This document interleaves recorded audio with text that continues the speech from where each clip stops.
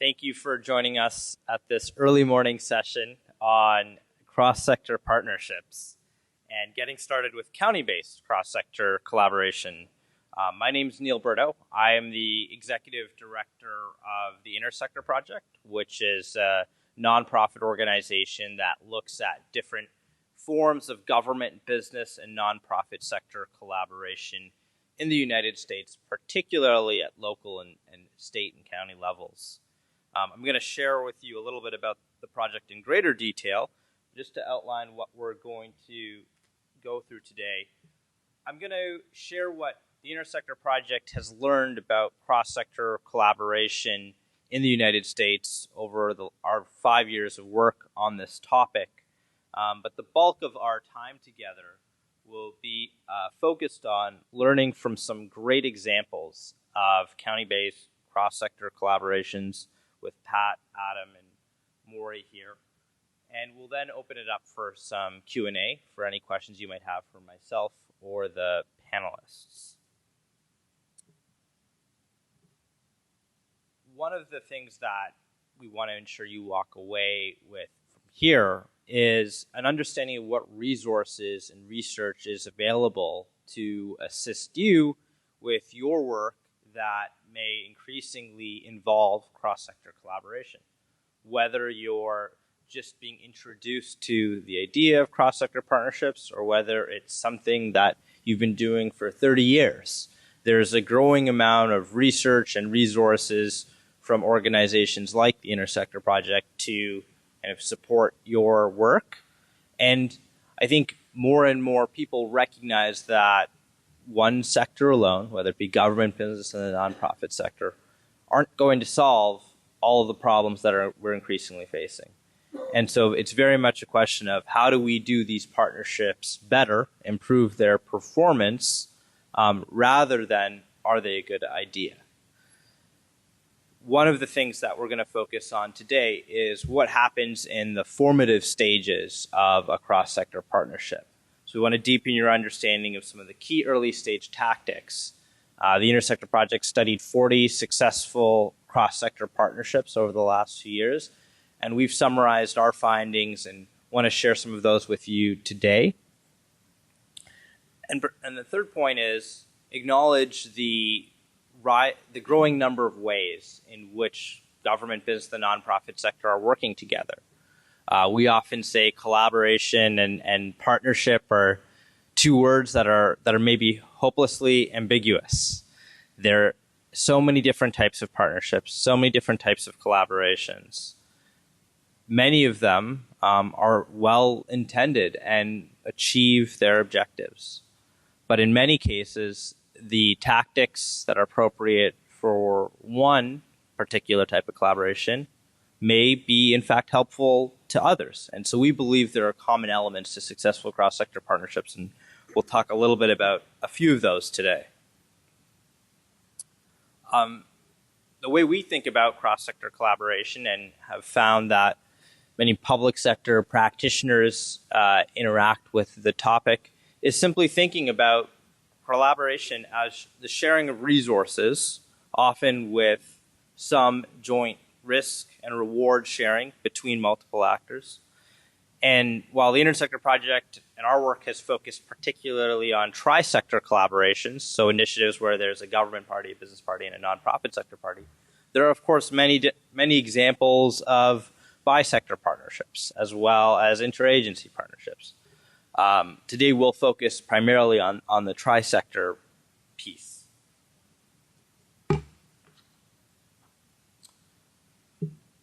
One of the things that we've observed even in just our 5 years of operation, but we know it's been happening over the last 10 to 15 and probably even longer, is that there's more and more ways for government to work with business and the nonprofit sector. Of course, we have traditional contracting.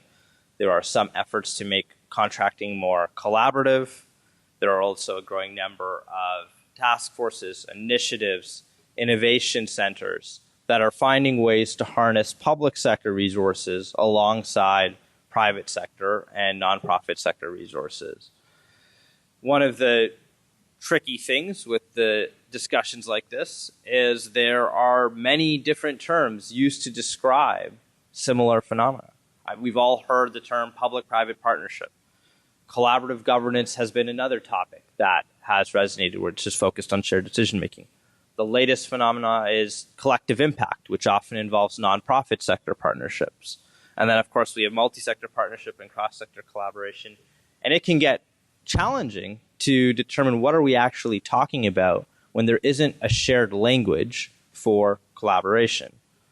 Why does that matter?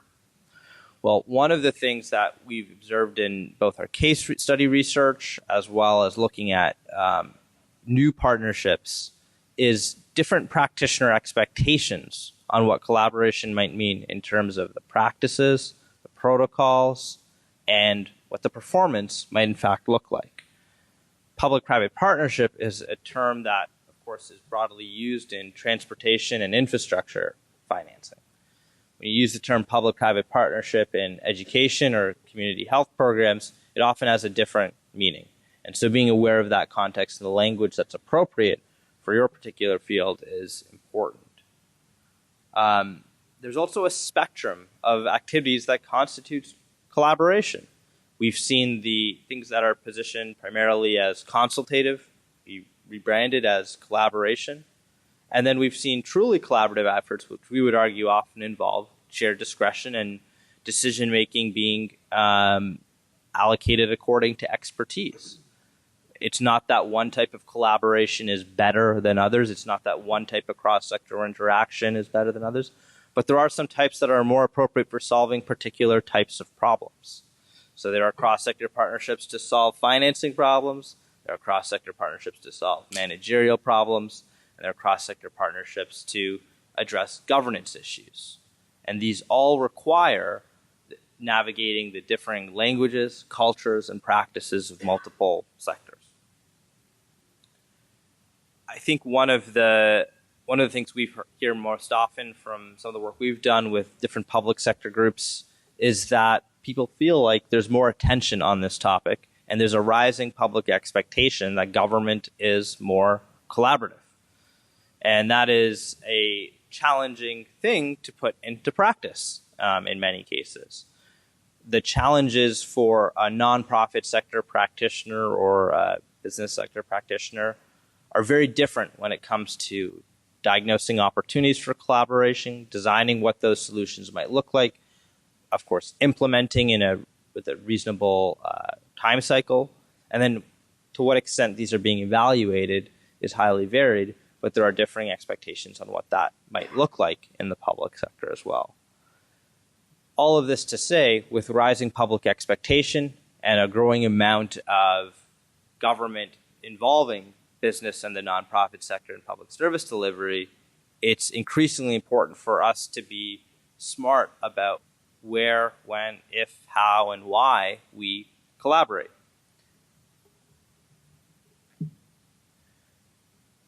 With that context in mind, I want to share a little bit about the Intersector project. We're a bit of we think it's a distinctive project. Our origins were at the Center for Business and Government at the Harvard Kennedy School. But one of the things we wanted to do was to take the growing amount of knowledge within academia and make it accessible and usable for practitioners. So all of our resources and all of our research is publicly available. It's not behind any paywall. And we are a process-specific rather than issue-specific organization. So we touch on everything from infrastructure to education to community health. We acknowledge that many cross-sector partnerships are highly context-specific, but we've also found that there are several common elements to successful cross-sector partnerships, and we want to offer some guiding principles. And we offer that in a variety of ways through sessions like this, but we also work with a variety of public service fellowship programs. But none of our sharing of this information produces revenue for the organization. So we are mandated to share our information with those that are likely beneficiaries of it, but may not necessarily have the budgets for expensive training or advisory firm services. So we're in a bit of a fortunate place, and we view this as an increasingly important line of public service work in the US. We also aim to curate and be a resource hub for folks who don't necessarily have a lot of time to read 90-page reports, 20-page case studies, and spend a lot of time navigating a website looking for information. So we really emphasize creating practical and accessible resources, and I'll talk a little bit about those shortly. In the last year or so, one of the things we heard from a variety of city, county, and state officials was we kind of know there's a growing amount of work in this field, but there isn't necessarily ways for us to engage with it that are practical or useful for us.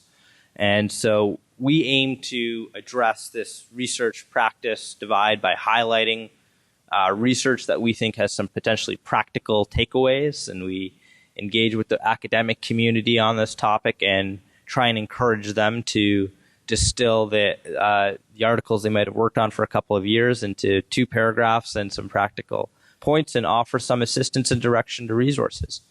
And what's been great in kind of bridging this divide between the researcher and practitioner communities is that we feel like we've learned a lot and are still learning about this topic.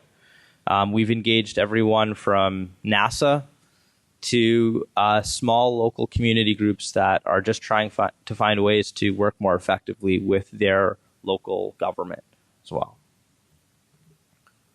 I guess our signature resource is something I'll touch on a little bit today, and I think our panelists will highlight many of the tactics that we found in successful cross-sector partnerships. Our toolkit, which is available on our website for free, is basically a summary of what we learned in those 40 case studies, as well as about 200 practitioner interviews and a lot of reading from the academic community on what's happened in this topic. What we did is we outlined 18 key tactics for successful cross-sector partnerships, described what they were, why they matter, provided a case example, provided some questions that you could be asking yourself or your collaboration could be asking yourself to start to push to the answers. And we did that for 1 page per tool. So it can be as brief as an 18-page read. And we organized that according to 4 stages. The diagnosis of collaborative opportunities, things to consider when you're designing a collaboration, things to consider when you're implementing, and things to consider when you are evaluating. It's, of course, not necessarily an exhaustive list, and we'll talk about a couple of the tactics that we found today, but I would encourage you to think about this resource as something that's almost a cheat sheet on thinking about cross-sector collaboration. The way in which practitioners have found it helpful in the past is saying, when we're working in our cross-sector work, just making sure we're thinking about some of these questions is often a valuable way for us to use this resource. Our second resource is our case study library. So each of those 40 cases are published in a 4-page format that outlines the key tactics, profiles a particular public manager or leader who was involved in that collaboration, and summarizes what happened in the collaboration. What were the resources that were used by each sector in the collaboration? What was the outcome? And what was the problem that they tried to face?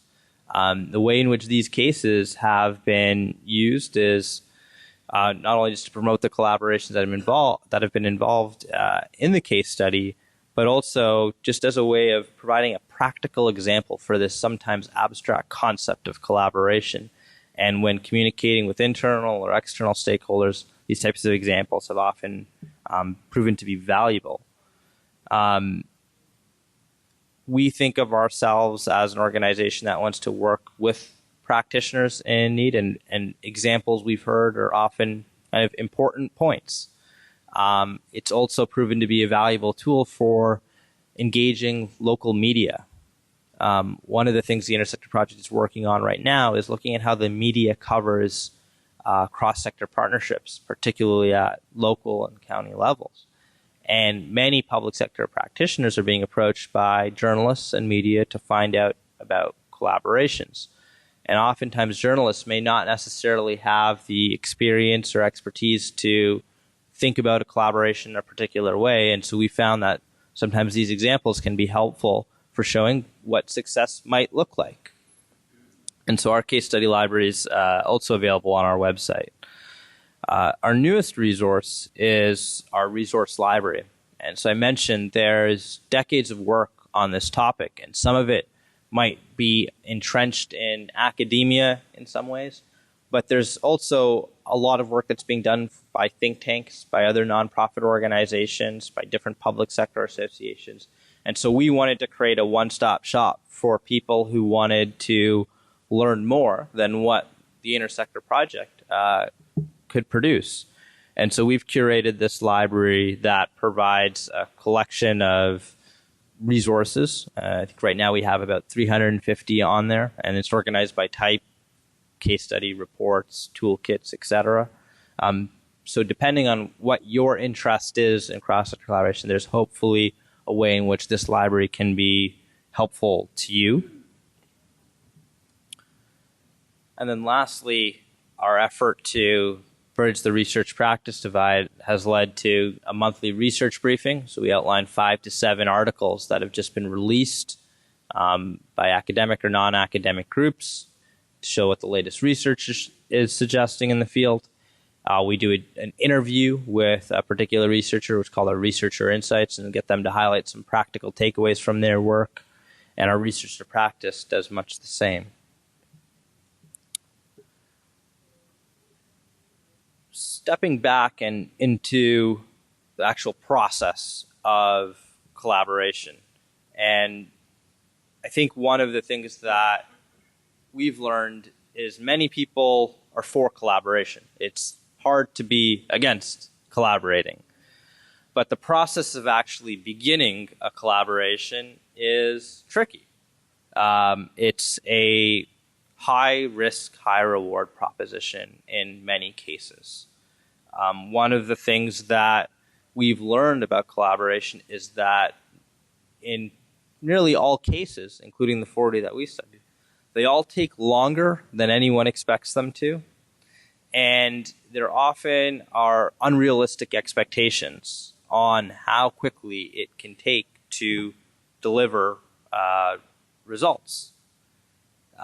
One of the reasons why is because collaborations don't start in the right way. And by the right way, I mean asking themselves the right questions on how they're going to navigate the likely downstream challenges they're going to experience. Collaboration is not a linear process. And while resources and toolkits and academic work may sometimes communicate that, if you do these 10 things, your collaboration will be successful, in practice, that's often not the case. It's more likely the case that you need to be mindful of these 10 things throughout the collaborative process to increase the probability that you might be successful. One of the kind of important points is that when you're first thinking about collaboration, what methodology are you using, formally or informally, to determine if we should even be collaborating? There are often cases where it is not a rigorous process that leads to the decision-making to collaborate. Sometimes it's purely political. Sometimes it can be based on a value for money or cost-benefit type analysis. And sometimes it's a combination of both. But whatever the impetus is for collaboration, it's important to take stock of how you're going to think about setting your collaboration up in the right way. And so the toolkit outlines a couple of tactics for doing this, engaging potential partners, how you share a vision of success, assessing the history of addressing the issue, how you account for financial and non-financial resources, and establishing transparency of viewpoints. And we'll get into some of these in just a moment. First, that process of engaging potential partners. So in many of the cases that we looked at, an agency would be tasked with delivering a program in a way that would require them to work with some other sector. And oftentimes they would say, okay, well, we've worked with this organization in the past. They're probably our preferred partner. We have a history of working together. Let's work with them. They have a good reputation. And the issue with that process is oftentimes there are other organizations that have a stake or interest in the issue you're trying to solve. And so there's often many resources that are not always harnessed effectively. And so considering who you might not be involving in your partnership that you might want to is an important step that should be kind of integrated into the process. Some of the questions that you might be thinking about during this point is just as a collaboration or just as an agency or a public official is, how are you determining who your partner should actually be? Is it based on history? Is it based on their legitimacy in the community? Is it based on their expertise? We offer these kind of 7 questions as things practitioners can be asking themselves as they go through that process of designing a partnership. And I won't go through all of these questions, but what I will say as a guiding principle is there's often a blend of kind of what and how questions. Really think through these questions, not just in isolation, but in partnership with your potential or existing partners. It's a great way to understand how some of the practices, values, and norms may differ between you and your potential partners. Another important point is seemingly a statement of the obvious. Share a vision of success. Easily said and very difficult to do. The simple becomes complex in cross-sector environments when there are obvious differing incentive structures, there are different visions as to what might be successful, and also just not a shared definition of what success actually might be. It's not as though you need perfect alignment, but if there isn't perfect alignment, you need to know where and how you might differ and anticipate how that might influence decision-making in your collaboration.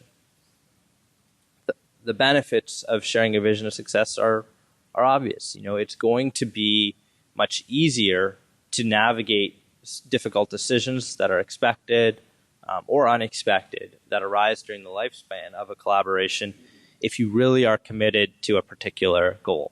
Again, very simple to say, and in practice, very kind of difficult to do. Some of the questions that are important for collaborations to be asking about this is particularly how visions of success might change over time during a collaboration.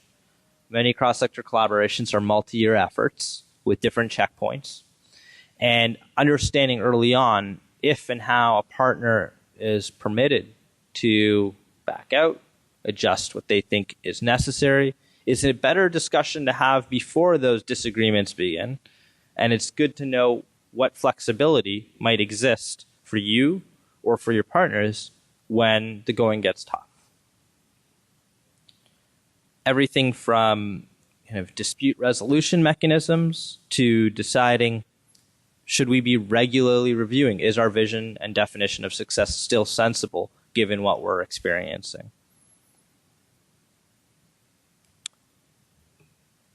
Third important tactic is assessing the history of addressing the issue. Most collaborations, that ones that we studied and still most that we hear about, if you ask them, well, how did you learn from similar previous comparable efforts? The answer is, we didn't. And there's good reasons. Finding out from other peers how they may have gone through that process, how they may have navigated challenges, is a resource, time-intensive process that most of us don't have time to do. But it can pay off, particularly when you do it with your partners. Oftentimes when you ask yourself the question, should we be learning from how others have done this? It's like, yeah, we should. But you should build that into your collaborative process, and it creates the opportunity for joint learning as a group, whether it's with all of your partners or whether it's just with one of your partners. It's better to do it than not doing it. Learning from others' mistakes and being inspired by others' successes is a way to be more confident in your collaborative decision-making processes and determining how you might also work with some of the groups that have some experience doing this.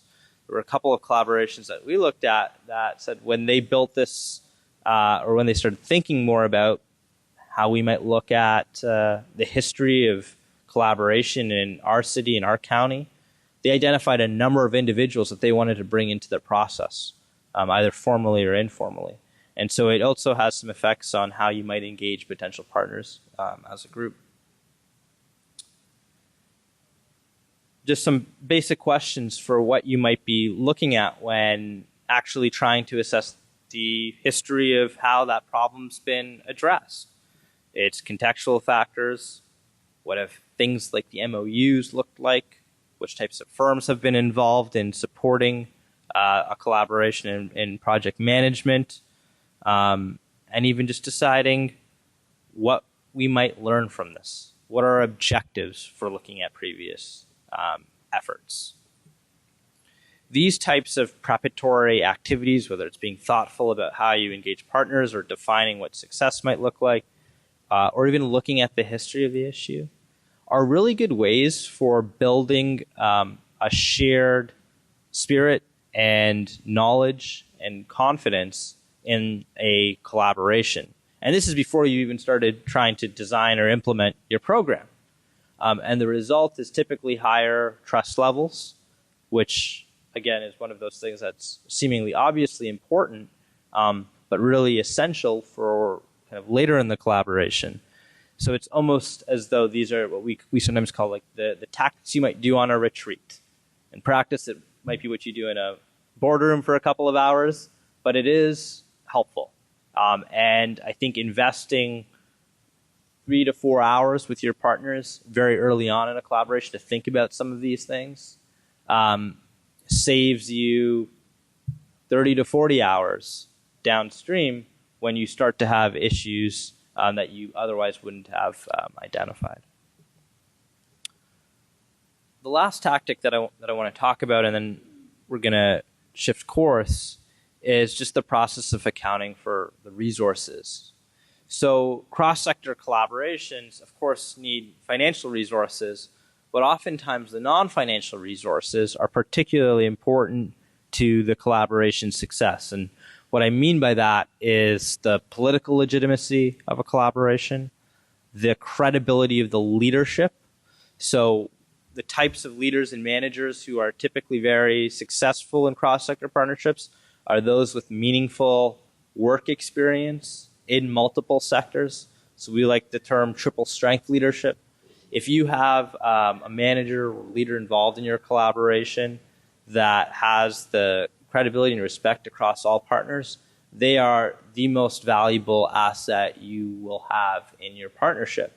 Because not only may they be able to speak the language of multiple sectors, but there's often a benefit and a trust given to this type of manager or leader because you kind of can identify with them. If they worked in county government before doing something else, and now maybe they're with the private sector, they're more likely to be a little bit more understanding of the challenges and dynamics that you might face. And so when you think about what type of managers and leaders you want in that collaboration, we often encourage collaborations to think about who's that triple strength leadership, who's really going to have an understanding of the challenges that you're likely to face.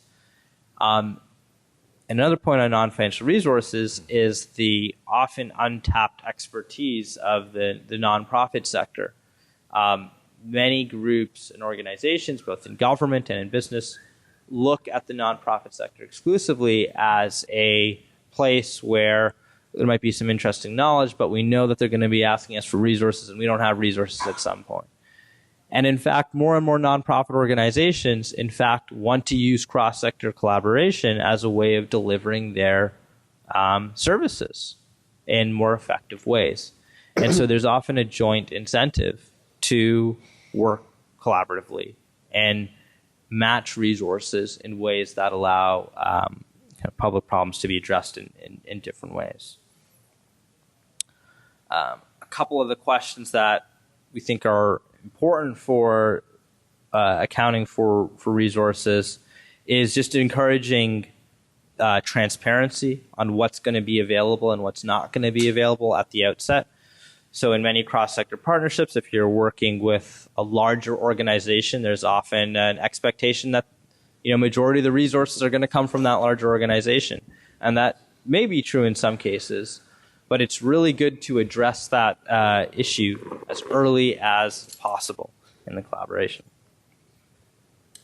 I'm going to move forward to our panel discussion at this point.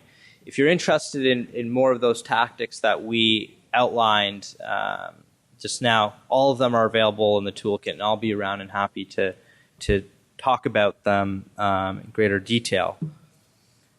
But now the focal point of our session is I'd like to introduce all of you to our panel. We have Patricia Harrison, the Deputy County Executive from Fairfax County with us. We have Adam Ortiz, the Director of the Department of the Environment at Prince George's County in Maryland.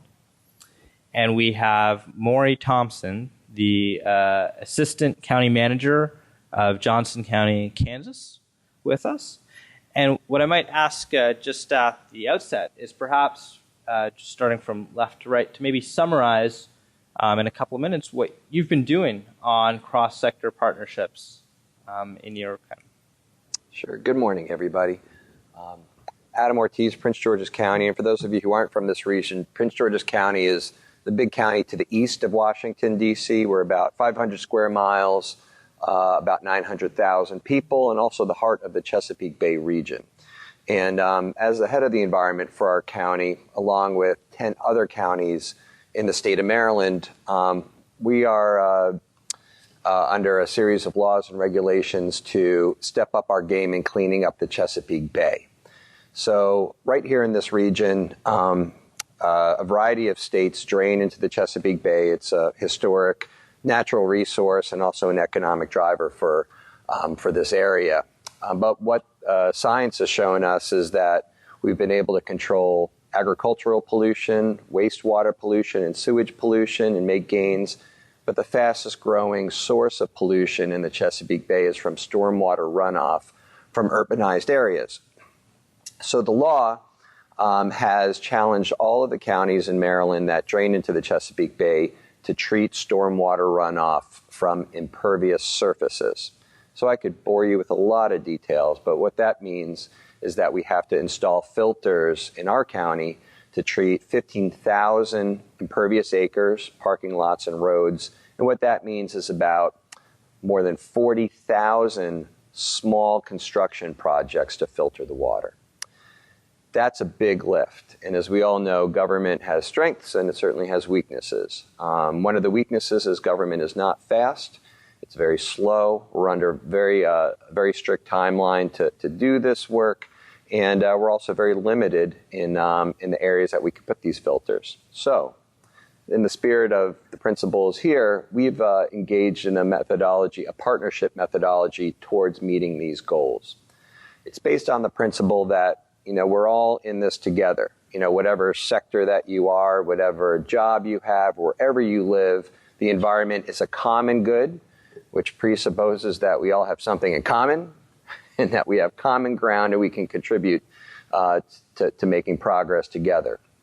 So what we've done is we've partnered with a private company, Corvia Solutions, that's in charge of project managing most of these 40,000 small projects. So the benefit to that is that we've gotten the procurement, the contracting, subcontracting, and daily project management out of the government because the government processes are so slow, and we've empowered in a contract this company with a lot of construction experience to knock out this work quickly. Still, all the important stuff that those procurement laws protect, local and minority procurement, a living wage, all that stuff is in the contract. So All of our work is going to be done with those principles and upholding the laws, but they're going to be able to do it faster because the private sector is just better at building stuff than the government is. Other partnerships that we've looked at, again, strengths and weaknesses. These 15,000 acres, that's a lot of area.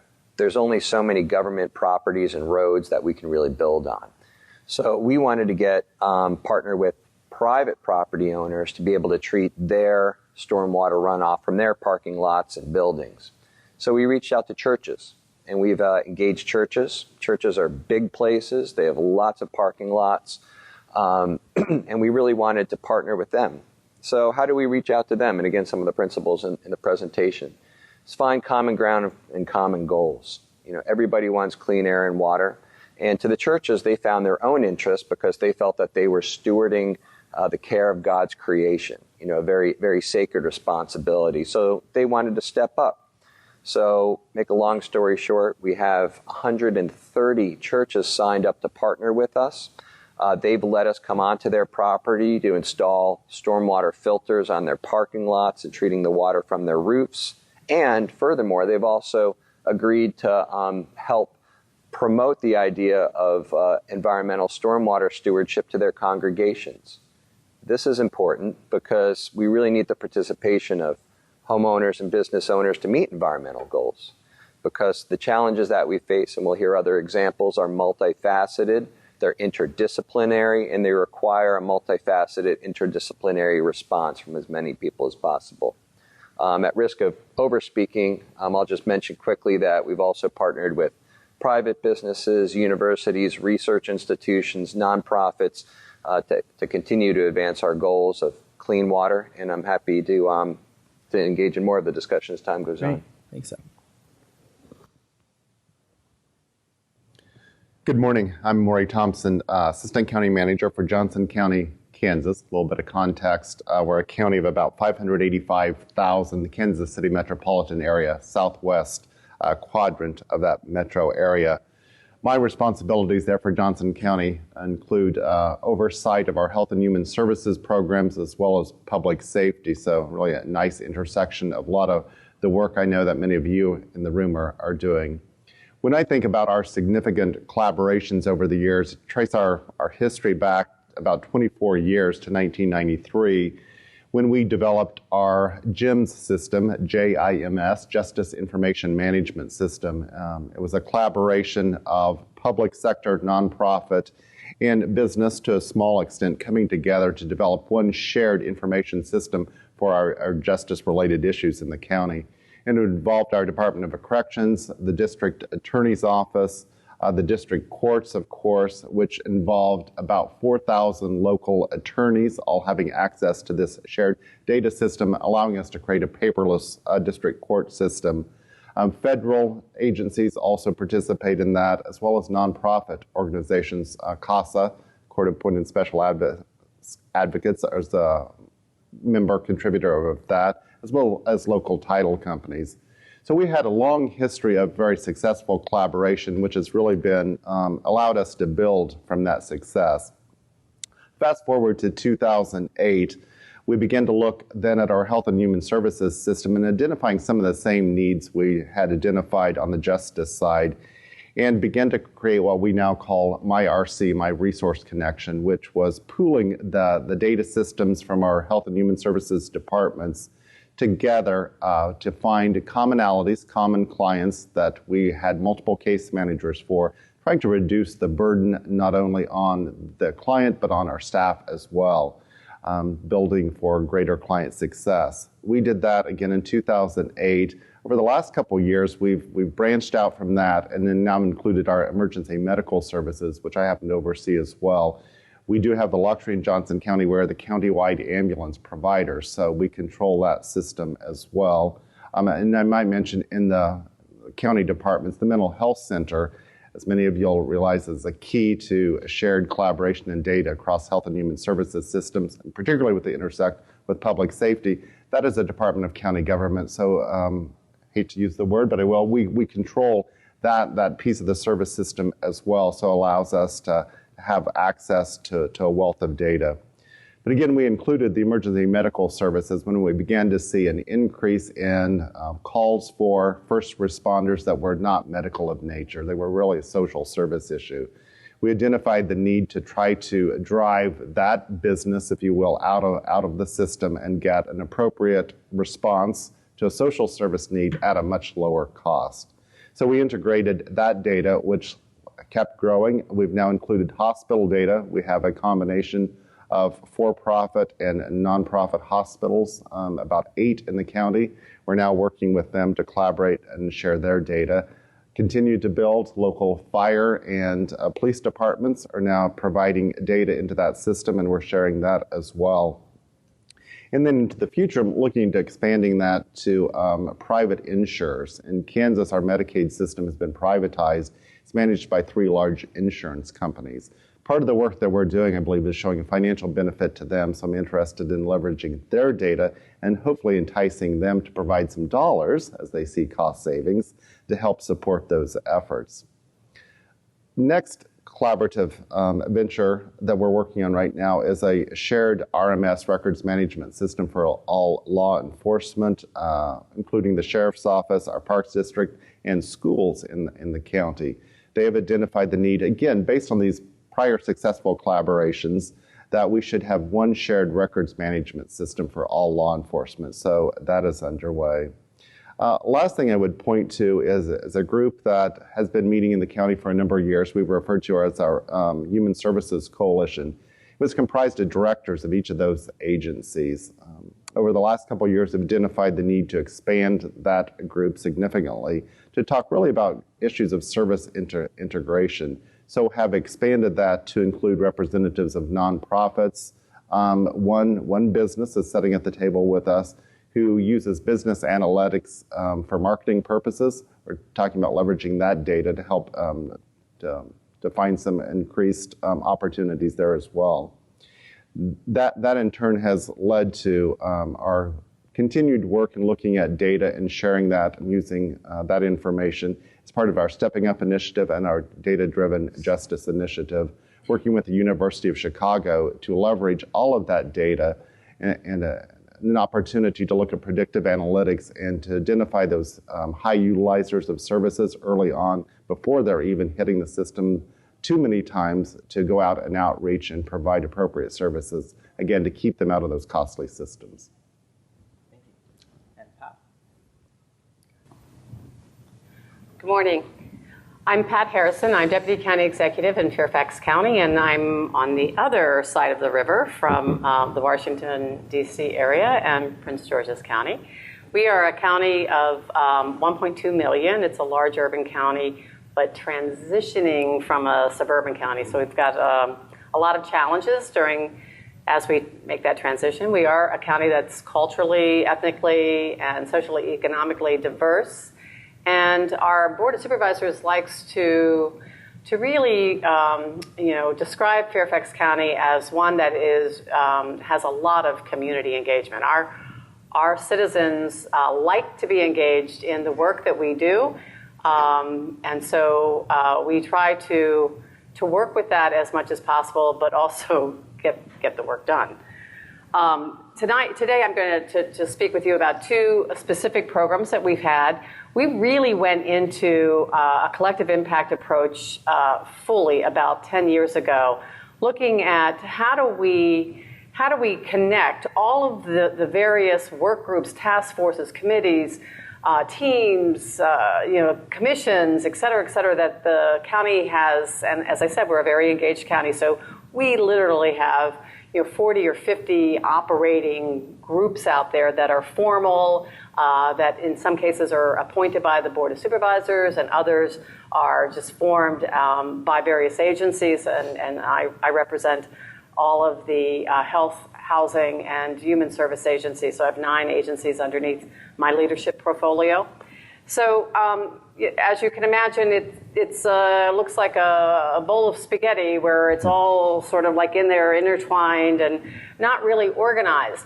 So we went into this collective impact and began to develop specific teams that were created, or leadership groups that were created to really pull together opportunities from disparate groups from a wide spectrum of our county.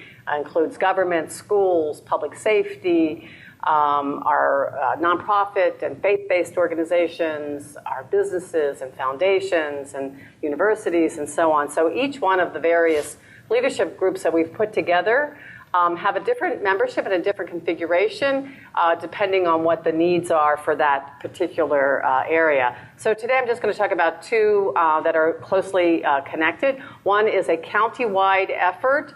It's our Successful Children and Youth Policy Team, and it represents work that's going on across the entire county.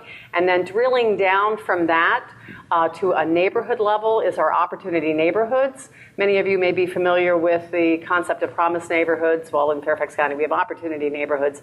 And so it really works at the community level. So our SCIP team, the Successful Children and Youth Policy Team, operates countywide and has a different leadership configuration than our Opportunity Neighborhood leadership teams, which are very much driven by community membership and community leadership. Also, for both of those, there are different backbone organizations. It's really important, as we were beginning to mature in this process of collective impact work, we recognized that you had to have a backbone organization that really did all the project management, pulled together all the logistics of keeping everything moving, because so often we pull groups together, we'll do leadership teams together, and nothing ever really occurs out of all of those meetings. So you really had to have a backbone organization that's with the sole responsibility of keeping everything moving. In the case of the Successful Children and Youth Policy Team, the backbone organization is our Department of Neighborhood and Community Services, which is a local government program underneath my leadership. But for our Opportunity Neighborhood initiative, that backbone organization is a nonprofit organization that we work very closely with in supporting their ability to pull together those discrete neighborhoods for us. So we recognized as we went forward into both the SCIP and our Opportunity Neighborhoods that multiple sectors were providing a variety of services, sometimes around same goals, sometimes goals that were similar, sometimes completely different and off the charts. So these two particular efforts were a way of umbrelling all of the various work that was going on.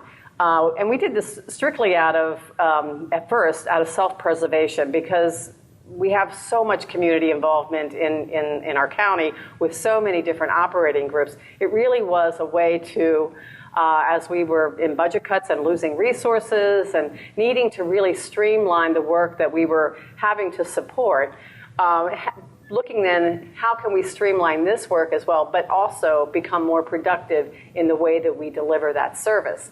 So, for example, with our Children, Youth, and Policy Team, it really umbrellas now probably 16 different task forces, commissions, operating groups, leadership teams at the neighborhood level, and so on. So it really pulls them together. From there, we developed a leadership team that are high-level executives. It also has, because it is a countywide policy team, it has representation from our Board of Supervisors. It also has representation from the school board, and it has representation from community leaders. In order to balance the voice, because when you get elected officials in leadership teams, oftentimes people just look to those elected officials to sort of carry the conversation and so on. And certainly that was happening.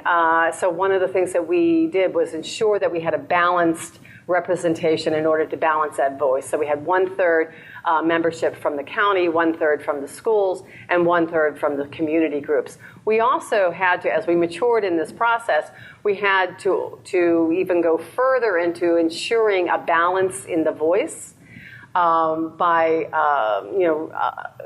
really investing in facilitation at all of the meetings. That would allow us then, it did allow us then to come to decisions in a much more efficient manner, but also to ensure that all of the various voices of the community and the county and the schools were heard equitably. So the policy teams and the opportunity neighborhood really allowed us the venue to pull all of these various operating groups out there together, develop one set of goals and objectives and performance measures, dashboards for both our successful children and youth policy team as well as for our opportunity neighborhood teams. Keeping us moving towards those agreed upon goals was really important for us. The getting the right, and Neil had mentioned this, getting the right leadership is really important. Making sure that you have the right people at the table. And we had, in both of those efforts, we had starts and stops and having to constantly look at or relook at our membership. Did we have the right people? Who was missing? Who was maybe interested in attending but not contributing to the to the work that we were doing. So we really have, I would advise certainly as you move through and you mature in this process that you constantly check your membership to ensure that you do have the right people and making those connections individually. So for example, we knew that we were lacking on our Successful Children and Youth policy team, we knew that we were lacking parent voice because obviously that particular policy team is all around supporting families and children to ensure that they're successful. So if we didn't have parent voice, it was clearly a gap in the work that we were doing. So oftentimes, in order to reach out to the right people, you do need to make those individual interviews with them. You need to convince them of the work that you're doing. You need to accommodate their schedules and any other way that you can incentivize their participation and their ability to be able to really follow through. So we had a lot of work around just setting the right membership in motion. We also had that same challenge in our neighborhood level where you really have to reach into the communities and find the leaders, the people who are going to be influential and authentic in the work that they're doing. One of the key things I think for both of those operating groups, the policy groups, was that we really did have to have agreed upon goals, and that had to be documented because as we began to see movement on and off of the membership, you couldn't go back and revisit something and expect any real progress. So we really began to document all of our agreements, even to the point where as we entered into identifying very specific goals and objectives and performance measures of which we were going to measure our progress on both of those leadership teams, even having signed documentation so that when membership changed and transitioned and successioned out, you had some continuity so that you weren't having to revisit all of the goals and objectives and so on and yet again.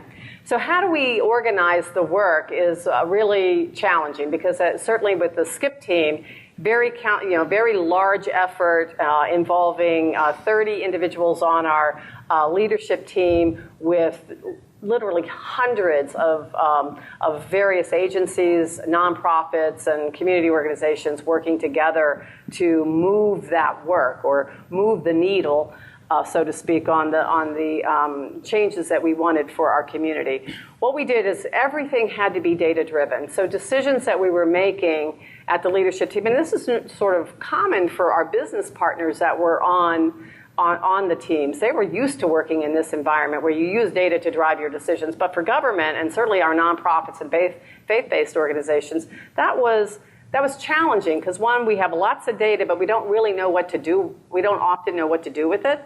But we had to get good at using the data and collecting the data that was actually useful for us, and a willingness to share that data. We also then looked at connecting all of these various work groups and task force and just neighborhood groups that were out there working in support loosely of the various goals and objectives that we had set at the SCIP level. We connected those into what we called CANs, a collective action network. So now they are all beginning to become a part of a larger network and all moving in the same direction. So it took almost 10 years for us to begin to put all this together, where everyone's moving towards those same common goals, data collection, and analysis. And then resource sharing. I mean, that's certainly one of the advantages of working in this environment, is that you have the opportunity to be able to look across the systems and say, who needs what, when, and where, at to what level, and who are we really impacting with that resource? And having really hard and honest conversation at the leadership team level as to what are the expected outcomes and how are we going to deliver them. So the collective action networks were very important for us to organize the grassroots effort to move these initiatives out to the community. And then, as I said, we established anchor organizations, or a backbone organization that really moves now these various projects and coordinates the work at a larger level. One of the things that Neil had talked about was alignment, and why that was important. One of the challenges that we had in the past year and a half with our Successful Children and Youth Policy team was looking at equity. Are our resources equitably distributed in our community? And as we were facing and still are facing transitioning from suburban to urban environments, that conversation becomes a lot more difficult in terms of where you put your resources in order to ensure that the total quality of life in Fairfax County continues to remain high. So getting alignment on equitable distribution of resources, and specifically around social and racial equity issues, took about a year and a half of real hard, honest conversation, and oftentimes, individual work with the various boards, authorities, and commissions that supported the SCIP team. But out of that came the adoption of a racial and social equity policy resolution by both the school board and the County Board of Supervisors that really provides the framework for us to put an equity lens on every single decision that we make. But it took a year and a half of aligning that work and really coming to a joint understanding of why it's important. Why is it important that, if our goal is to improve early childhood readiness, why, if you put an equity lens on that, why is it important then to ensure that those resources, the limited resources that you may have, are going to go to the communities or the individuals who are going to need it the most? So that took a significant amount of work in terms of getting agreement on that process, and then also to the point where we're now applying it regularly in all of our decision making. Pat, you highlighted so many, I think, important elements to successful cross-sector partnerships, and I appreciate you sharing that story. And I think a really good example of some of the challenges that are likely to be faced in particularly the early stage components of the cross-sector collaboration. I want to ensure we have time for our broader panel discussion, and I have a number of questions, but I first maybe want to give the audience an opportunity if there are any questions for our panel right now. Yeah. I'm going to move. For Mr. Ortiz, you mentioned all the different partners you work with for the filters, and you may have mentioned that already, but were the municipalities some of your partners, and how did you work with them? Were there ever turf wars? I know that happens sometimes between counties and cities. There are never turf wars in Prince George's County. It's never happened. Yeah. Actually, municipalities are a key partner, and it's interesting. Do we look at it as turf or common ground?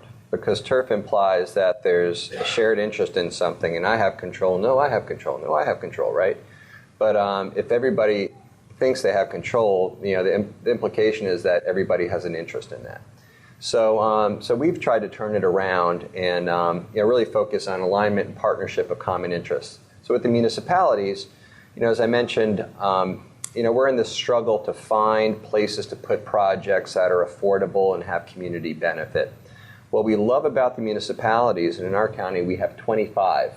Some of them are big places of 30, 40,000 people, and some of them are like 1,000 people or 800. What we love about the municipalities is that they're dense clusters of activity. There's often a main street or community center of some kind, and that they tend to be, walkable, public-oriented areas. So, our interest is in finding acres to green. Their interest often is in finding investment in ways to beautify their main streets, right? A lot of our older communities are, also economically disadvantaged, so they struggle to have market forces beautify their communities. So basically we have a green streets, main streets sort of program where we're trying to find partnership with them, where they're like, hey, this is our main street, it's run down, it's really covered in asphalt and concrete. What can you do? And we're like, hey, we can put some tree boxes in there, we can put some greenery in there, we can work with Public Works, align resources to put a bike lane and a sidewalk in there, and then we have some transformation. So as you can tell, I could bore you to tears about just this little subject, but yeah, generally we've been able to find common ground by having conversations early on. Thanks for the question. I'd like to ask you about, I know your collaboration and work, is it all within your own county jurisdiction? Do you have any experience working across county lines, cooperating with other counties and nonprofits that may reach across an area rather than just within your county jurisdiction? And is this to one of us or a general question? Sorry. Everyone take it. I'll take it. Yes, I think it's issue by issue, or depending on what you're trying to accomplish. And in Fairfax, we have lots of these leadership groups that as I've said, we've tried to connect. So some of them do certainly cross city lines. We work in Fairfax County, we work and support Fairfax City as well as Falls Church City, but we have other cities within our areas. But we, because we're a very regionally oriented county, we have our nonprofits that serve a variety of other counties as well. So what we've done in Fairfax and actually the Northern Virginia area is that the Health and Human Services officials get together monthly to sort of set an agenda, to look at collaboration across the lines. And it could be on our homeless efforts, it could be on data sharing, which is what we're beginning to tackle now, is how do we share data across the system so that we know that when families move from where they're living today to where they work in the afternoon, how do we ensure that these families or these individuals are still supported? So we're in the process of beginning that conversation around how do we share key data on the clients that we all probably share as well, particularly as it relates to health and homelessness and supporting employment. And for Johnson County, I would add, we have a county of 20 municipalities, great collaboration, working relationships with them. I think you're asking, have you gone beyond county boundaries? We're having conversations, but quite honestly, we're struggling with that. As you may realize, Kansas City, we have a state line, too, that divides the metropolitan area. On the public safety side, we've had some level of success. They're talking about a regional public safety network. So we've got a model to build on. On the Health and Human Services side, our biggest stumbling block, again, has been that state line, because two different states taking different funding approaches to health and human services. So quite frankly, that's continues to be a struggle for us to be able to match up those two disparate systems. Thank you. Yeah. Mark Bolt from Clark County, Washington. Yeah. The the regional partnerships that we've done has been fine until you get a certain point where one or more realizes that they're going to lose something, and especially when the total project will mean less employees collectively. So somebody, a city or the county, is saying, "Oh shoot, we're going to have to lay off," or something like that. How do you address this, like at the beginning, so it doesn't, bite you at the end? Any thoughts from the panel? I'll just say briefly, we love regionalism in this region. Like Pat and I our counties are friends, even though we're far apart. There is, I think the attitude is that of engagement and friendly competition, transparent conversations, formal structures, like we have a council of governments here, as I'm sure many of you participate in, but also informal structures. I get together with my counterparts in other counties for beers every other month. We pick a happy hour in each jurisdiction, and actually that's usually my most valuable and enjoyable and well-lubricated meeting, every month. But yeah, I think there's no one size fits all, but you have to have formal and informal structures and relationships and trust that's built over time. And I would just add to that. I think when we talk about the design processes or those early stage activities in a collaboration, part of that should include some risk assessment to propose solutions. And that way, before you get to the point where there might be some unfortunate but necessary information as a result of a decision, there was already some expectation that might be in the realm of possibility. And so I think some early stage risk assessment can be one effective mitigator as well. And I would add to that, this doesn't address your question if you're talking about large scales, number of employees, but if it's a handful, we've had some success in making that transition as part of that collaboration, talking about the impact of particular employees and agreeing to transferring them over, and had some success there. I would also say you've got a key opportunity when you have key individuals who retire or leave, and to seize on those opportunities to begin to talk about, you've got a loss there, how can we step in and help you? That's led to some opportunities. Other questions? Hi, I'm Adam Hartzell from Wake County, which is Raleigh, North Carolina. So in my history, I've worked as an executive director at a nonprofit. I've run a division of government, and currently I'm working for United Healthcare on social determinants of health. And I find that a lot of times in the past, nonprofits, government, faith communities, things like that could find a lot of commonality in mission and purpose, and it was those collaborations. You could get to those pretty quickly. I'm finding it to be more of a struggle now that I'm representing the for-profit side of things. There's a lot more suspicion. There's a lot more different language, different cultures, things like that. So I wonder if you all could talk about successful partnerships between kind of the mission-driven world and the for-profit world, and what you found maybe helped break through some of those suspicions and difficulties and language barriers and things like that. Well, I would start because United Healthcare has been one of our partners in Johnson County. As I mentioned, the Medicaid system is now run by 3 MCOs, as you're probably well aware. United Healthcare is one of those in Kansas. And quite frankly, not to plug United Healthcare here, but we've found them the most engaging of the 3, so we've tried to seize on those opportunities.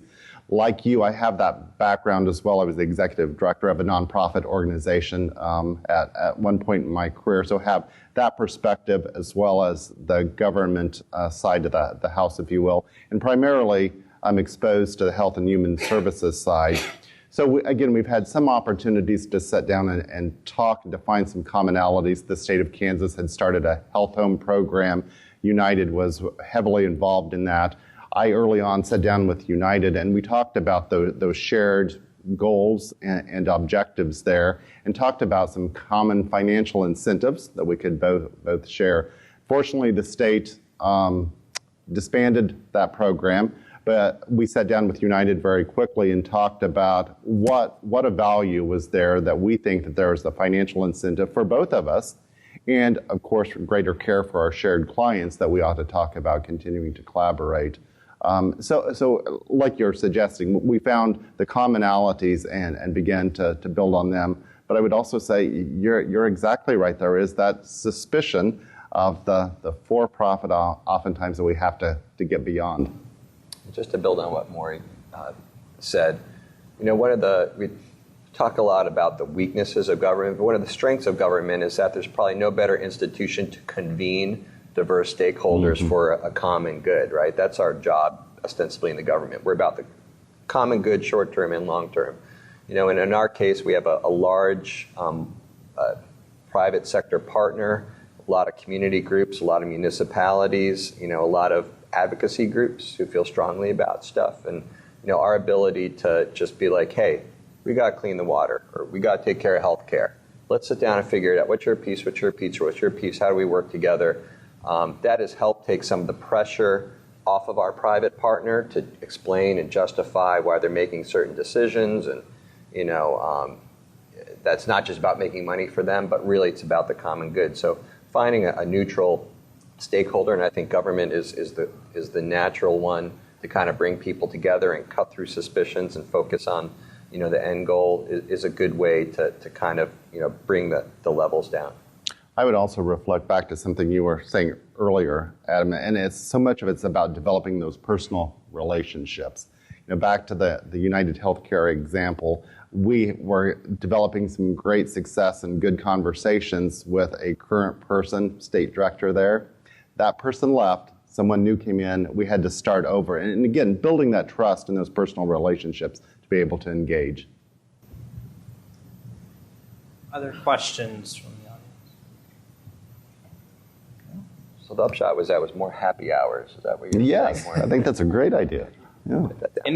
The informal relationships are also particularly important in Absolutely. cross-sector collaboration environments. In many of the cases that we looked at, the reason the collaboration, again, was not the result of some deliberate, rigorous assessment. It was that there was a manager or leader who recognized that a cross-sector approach might be appropriate here and used a lot of their own energy and capital and resources to try and make it come along. I think we have time for one last question. And if it won't come from the audience, I'm going to take the opportunity to pick your brains. We know cross-sector collaborations are happening. Where do you think the field of cross-sector collaboration needs to go to help improve the practice of it within the public sector? I think it's a little bit of a cultural and mental shift in governments. Too often governments are like, well, we're in charge and we got this big responsibility and we have to deliver the service. And there's some truth to that, but then you build up this sort of fortress mentality, that you're in charge of the regulation and you're in charge of implementing the law. And that's there again. There's some truth to that, but really, all these problems are way too big for any government to do. So it's a shift that, our social problems are complex. They require a lot of competencies and a lot of resources beyond. So, I try to think in terms of teams. We need a team, a broader society to address this issue. So I think the cultural shift and the mental shift in governments is key. I would add to that, our elected officials in Johnson County have been very helpful in setting the strategic direction for us as county government and county government leaders. Something Adam referred to, we really see ourselves as the prime entity to facilitate those conversations, the convener. Again, when you've got a county of 585,000, 20 different municipalities, so many people, you need someone, again, to take that lead that we heard here Pat talk about and really be the backbone supporting entity. We also see that consistent with, we don't believe that our role is to provide every needed service in the community to continue to expand and grow. We need to look at those other sectors to help us meet the community needs. So if we can facilitate, bring them together, talk about shared solutions, we believe that's the appropriate role for us.